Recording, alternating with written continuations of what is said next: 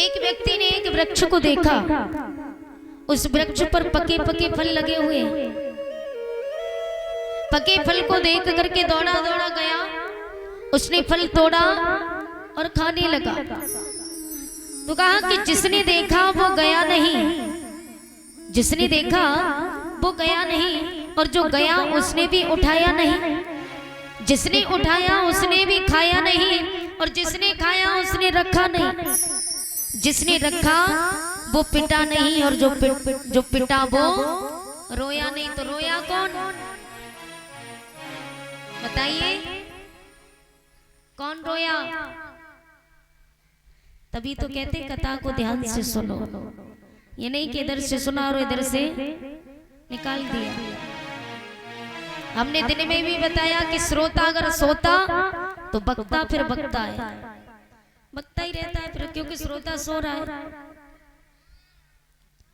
जिसने देखा वो गया नहीं, और जो गया उसने उठाया नहीं, और जिसने उठाया उसने भी खाया नहीं, जिसने खाया उसने रखा नहीं, जिसने रखा वो पिटा नहीं, और जो पिटा वो रोया नहीं। तो रोया कौन? आंखें। बहुत सुंदर, एक बार तालियां बजाएंगे हमारे भाइयों के लिए जोरदार। तालियों में गाय की कंजूसी बजाओ तो ना हाथ ऊंचे करके। भगवान के दरबार में तो बैठे हो, लेकिन वो बात नहीं है, क्योंकि इन्हें आनंद कहाँ आता है पता है? कथा चल रही है, पल पल पे भजन होता रहे, चुटकुला होता रहे, उसमें आनंद है।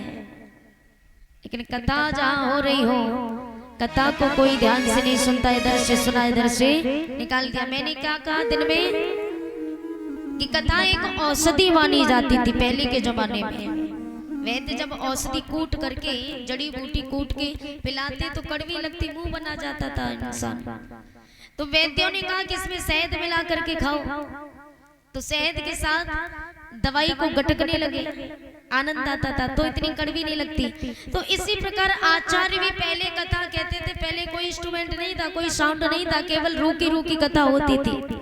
आचार्यों ने कहा भैया रूकी रूकी कथा कोई सुनता नहीं ज्यादा, तो एक काम करते थोड़ा शहद मिला देते। शहद किसका? संगीत के नाम का, संगीत नाम का शहद कथा में मिलाना प्रारंभ कर दिया। अब लोग क्या कर रहे हैं, व्यास भी क्या कर रहे हैं, संगीत नाम का शहद केवल पिलाने में लगे, केवल शहद पिला रहे। औषधि को एक तरफ उठा के रख दिया। जब औषधि ग्रहण नहीं करोगे तो कैसे ठीक होगे?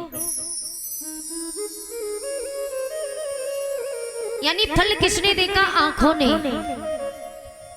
आंखों ने देखा। जिसने देखा वो गया नहीं, चल करके कौन गया? बोलो, चल के कौन गया? पांव। और जो गया उसने भी उठाया नहीं, तो उठाया फल किसने? हाथों ने। जिसने उठाया उसने भी खाया नहीं, खाने का नंबर आया तो मुंह ने खाया, और जिसने खाया उसने भी रखा नहीं, रखा किसने? पेट में। और जिसने रखा वो पिटा नहीं भैया, जब मार का नंबर आया तो पीठ पर पड़ा, और जो पिटा वो रोया नहीं। तो रोया कौन? आंखें, क्योंकि कसूर भी इन्हीं आंखों का था। कर्म प्रधान विश्व रच रखा, जो जस करे सो तस फल चाखा। जो जैसा कर्म करता भैया उसको तो भोगना पड़ता है, फिर चाहे भगवान क्यों ना हो। हम तो छोटे मोटे इंसान हैं, क्यों भूल रहे हो ये बात? ये बात हमें याद रखनी चाहिए कि हम जो करेंगे उसका फल हमें अवश्य मिलेगा, चाहे अच्छा करो या गलत करो। इसलिए कर्म भी करो तो ऐसा करो जो भगवान भी अगले जन्म में मनुष्य बनाने पर मजबूर हो जाए। ऐसा कर्म मत करो कि भगवान अगले जन्म में कीड़े मकोड़े बना करके भेज दे, जो नाली में रेंगने वाले होते। ऐसा कर्म करो जो भगवान अगले जन्म में भी मनुष्य बना के भेजे। भगवान ने आत्मदेव से कहा भैया नरक और स्वर्ग कर्मों के हिसाब से मिलता है। जो व्यक्ति जैसा कर्म करता है उसको वैसा फल मिलता है। अब आप कह रहे हो कि हमारे जीवन में संतान नहीं तो नरक भोगने को मिलेगा, तो बोले ऐसा नहीं है। यदि पिता ने कर्म किया है तो पिता के कर्मों में हाथ बटाने में बेटा नहीं आएगा, वो पिता का कर्म पिता को ही फल मिलेगा। तो आज भगवान ने बहुत समझाया, नहीं माने। भगवान ने कहा अच्छा एक काम करो, हम तुम्हें फल देते हैं, इस फल को ले जा करके अपनी पत्नी को खिला देना और तुम्हारी पत्नी पान करेगी, तुम्हारी पत्नी का गर्भ धारण हो जाएगा। बोले बाबा आप झूठ बोलते। बोले हम संतों की वाणी कभी मिथ्या नहीं होती।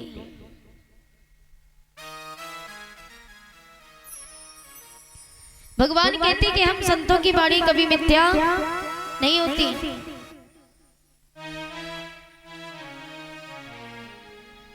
मोर बचन चाहे पड़ जाए फीका, मोर बचन चाहे पड़ जाए फीका,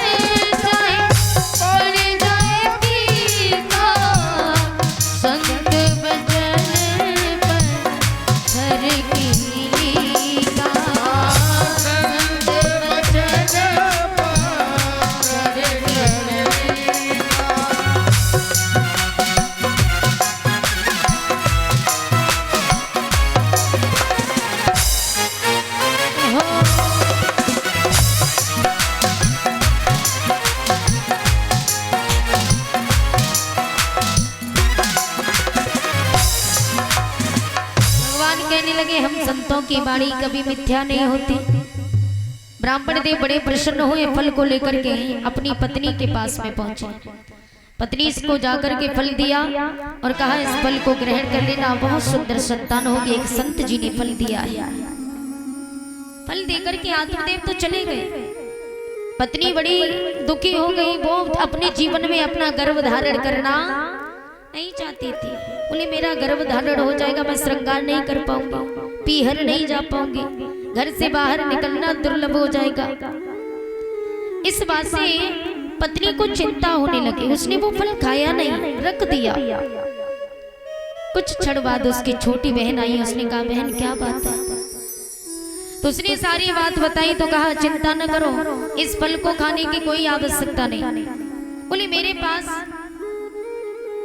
एक नुक्ति है। बोले क्या है?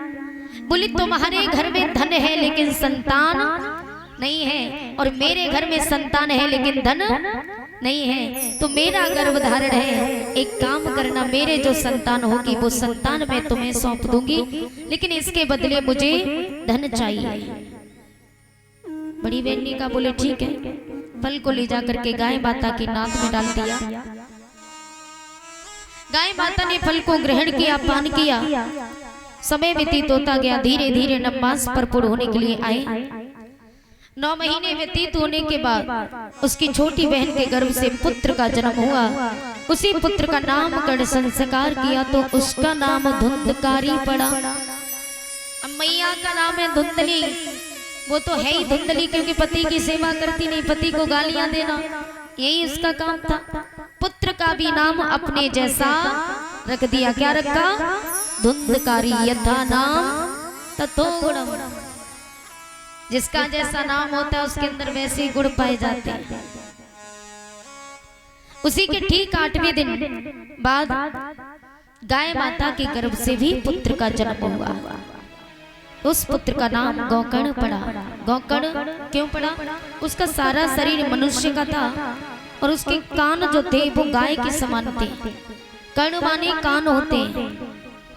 कानों को संस्कृत में कर्ण बोलते हैं, तो उनके कान जो थे वो गाय के समान थे और सारा शरीर मनुष्य का था, इसलिए उनका नाम गोकर्ण पड़ा। बोली गोकर्ण महाराज की। गोकर्ण जी जन्म होते ही भगवान का भजन करने लगते हैं, भगवान के भजन में लीन हो जाते हैं और धुंधकारी वेश्याओं की संगति में पड़ जाता है। पिता ने वहां समझाया, धुंधकारी नहीं माना, यहाँ तक कि पिता पर हाथ उठाने पर हावी हो गया, एक वेश्या से प्रेम हो गया, धीरे धीरे सारा धन उसी वेश्याओं को लुटाने लगा। तो पिता की आंखों में आंसू भर आए। आत्मदेव महाराज अपने पुत्र गोकर्ण के पास में पहुंचे और जाकर के हाथ जोड़ करके कहा, पुत्र तुम ही बताओ मैं क्या करूं, घर गृहस्थी को संभालूं तो घर में ऐसा कोई नहीं जो मेरी बात माने।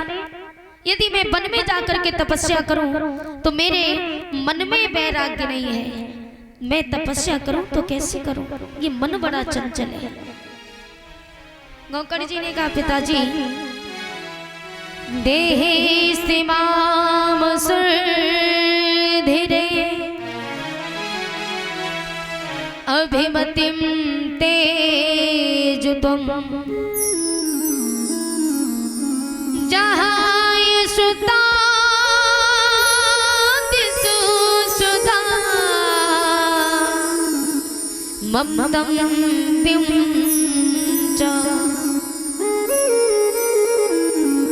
अश्यानिसं जगदिदं क्षणभंगुनिष्ठं वैराग्य राग रसिको भवभक्तिनिष्ठा।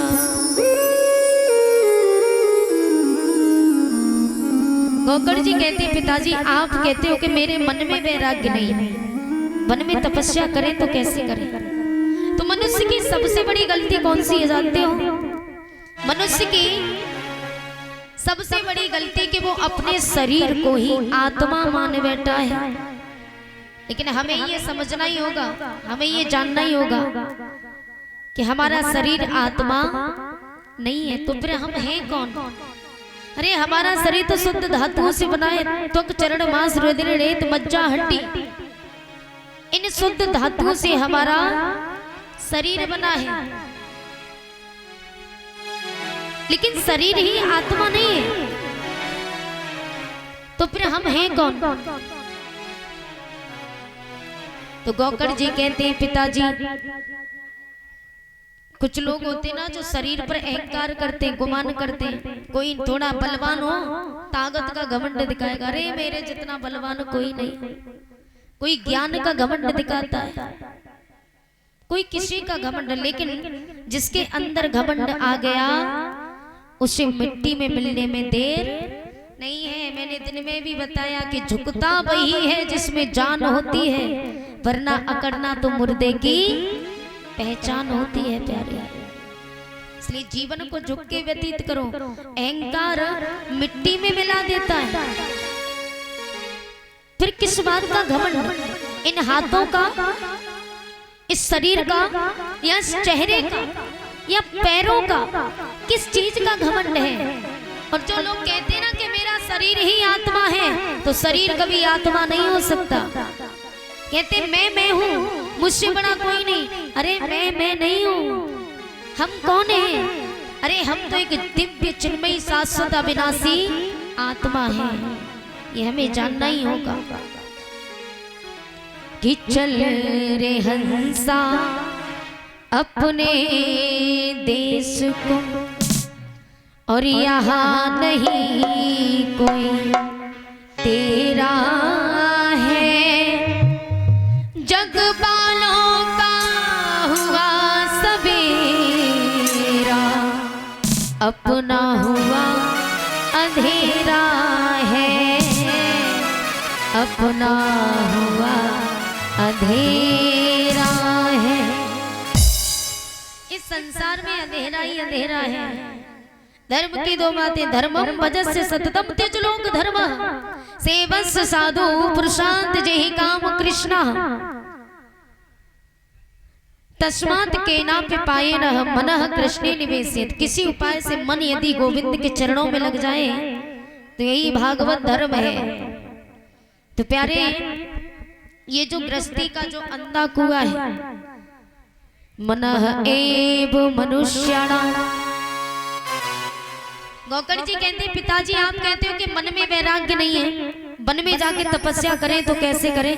तो ये मन जो है कि मनः एव मनुष्याणाम कारणं बन्धमोक्षयो वद्यमतो विश्वासक्रम मुक्तम निर्विषयम बड़ा।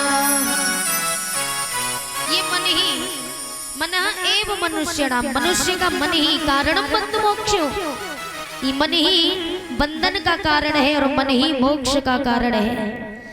तो मन विषयों के प्रति आसक्त है, हम विषयों से बंधे हुए, मन विषयों से अनासक्त हो गया तो हमारी मुक्ति है।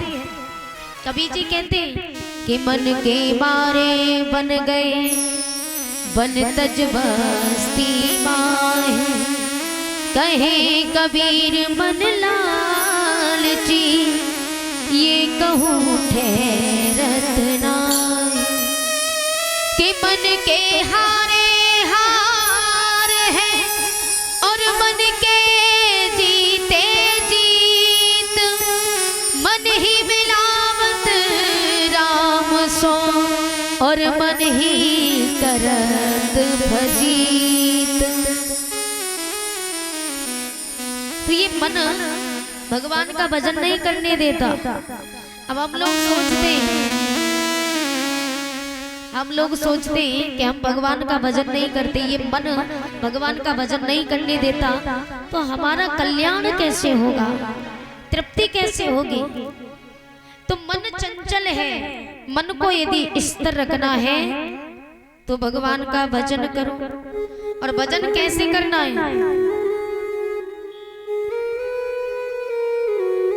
जरूरी नहीं है जब तक कथा चले तब तक कथा ध्यान पूर्वक सुनो, और कथा विराम लगने के बाद अपने घर जाओ तो झाड़ू लगाओ तो भगवान का भजन करो कि श्रीमन नारायण नारायण नारायण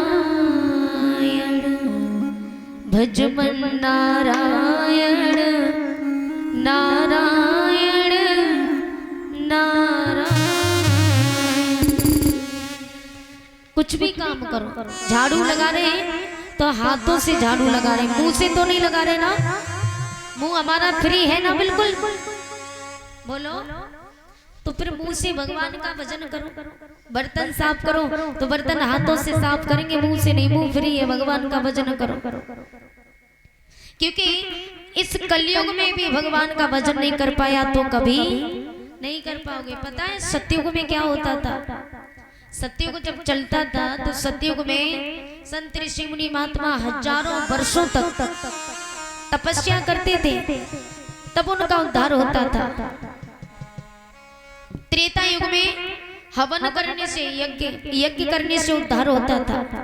द्वापर में पूजा करने से युद्ध होता था। लेकिन कलयुग में गोस्वामी तुलसीदास जी ने लिखा कि कलयुग के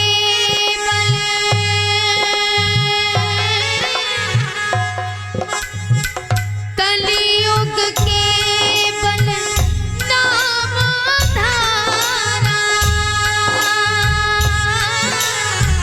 सुमिरे सुमिरे नर उतरहि पारा। राम सिया राम जय जय राम, राम